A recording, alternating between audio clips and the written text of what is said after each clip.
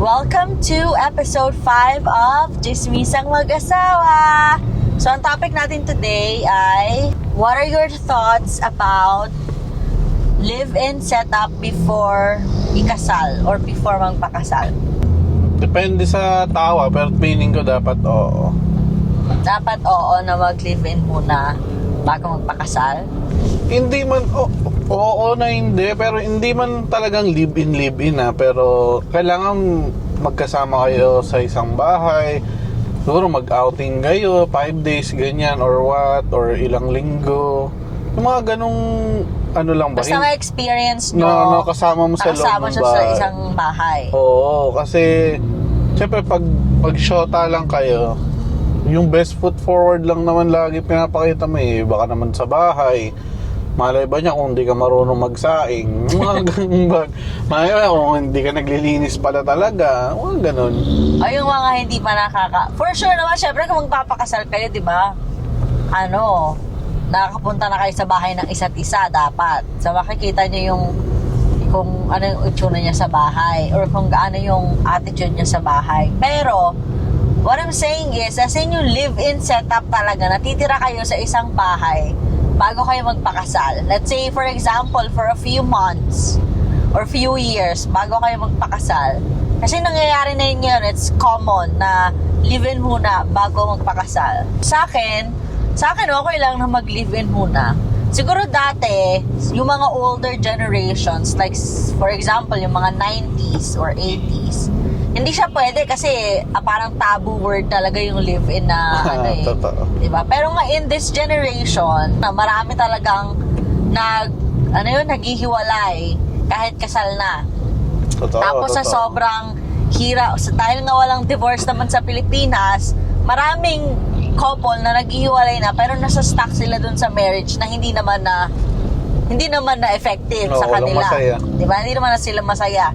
So ang ending, nahiwalay sila pero in papers, in government, magkasawa pa rin sila. Parang ganun kasi nga wala tayong So para sa akin, okay lang yung live-in setup para at least bago kayo magpakasal, say for example, live-in kayo ng mga 1 to 2 years. Para at least malaman mo yung ugali ng isa't isa or malaman niya yung ugali ng isa't isa bago kayo magpakasal. Kasi malay mo, para syempre sa ko to sa point of view ko to sa babae. Baka boga word. Malay mo, dahil magjowa pa lang kayo, mabait pala siya pag magjowa kayo. Pero pag magkasama na kayo sa bahay, di ba, nang bubugbog pala siya pag lasing or... Alipin. Diba? May mga ganong, maraming ganong eksena. Sa akin, as a babae, mas okay na mag-live-in muna kayo ng kahit ilang taon bago kayo magpakasal para lang sure na okay pala yung tao na mapakasalan mo. Kumbaga hindi para sa lahat, pero as much as possible. Actually, hindi sa para sa lahat. Pero, realistically speaking, dapat. Para sa akin dapat. Oo, kunwari, pares kayong batugan, huwag kayong mag-live-in. Tangina, mamatay kayo sa gutom. Walang nagkukusa sa inyo. Doon makikita na compatible ba kayo. Kasi di ba tawag dito, ang dami ko nababasa noon online na nagli-live-in sila, may anak na sila, kaya sila nagli-live-in kasi nagkaanak na sila, ganyan. Tapos yung mga partner nila nag-cheat habang nagli-live-in sila or nambubugbog talaga or tamad talaga, hindi nagtatrabaho, walang plano sa buhay, yung mga ganon. So hindi nila nakikita yon, hindi daw nila nakikita yung mga ganong signs nung magjowa pa lang sila kasi syempre hindi naman sila magkasama sa isang papakita bahay. yung pangit mo ugali. Diba? Magjowa pa lang kayo. So maganda talaga ma-experience nyo muna na magkasama kayo sa isang bahay bago kayo magpakasal. Kasi minsan kahit gaano katagal na kayo magjowa, mga years na kayo magjowa, kapag hindi talaga kayo nagsasama sa isang bahay, hindi nyo malalaman yung totoong ugali ng isa't isa eh. Diba?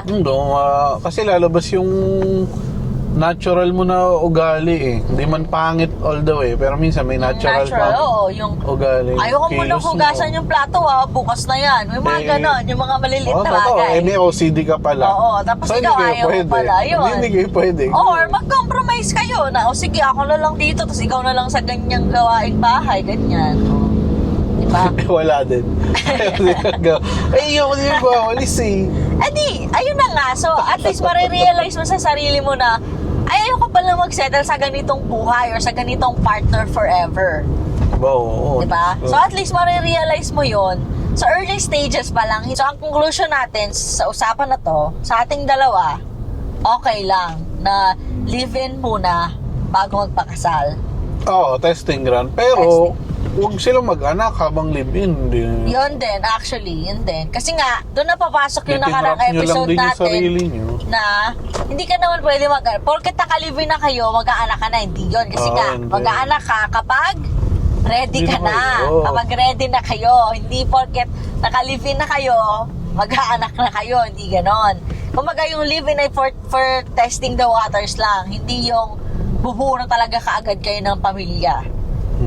So yun. So ang conclusion ng usapan natin sa ating dalawa, okay lang ang live-in setup. No? Okay lang ang live-in setup bago magpakasal. Basta ginawang tama, okay lang. Wala naman ano. Para, yun nga, para malaman niyo ugali ng isa't isa. So yun lang yung aming episode 5 and we are going to end it with a question. Ikaw ba, agree ka na mag-live-in muna bago magpakasal?